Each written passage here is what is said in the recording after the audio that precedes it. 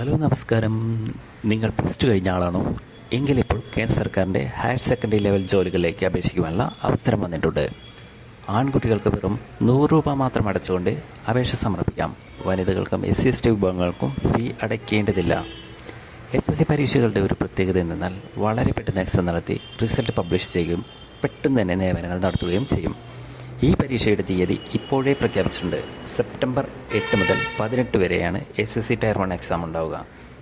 Kerala PSC വെച്ച് നോക്കുമ്പോൾ മലയാളികൾ പൊതുവെ SSC പരീക്ഷയ്ക്ക് പ്രാധാന്യം കൊടുക്കാത്തതിനാൽ അപേക്ഷകർ താരതമ്യേന PSCയേക്കാൾ കുറവായിരിക്കും.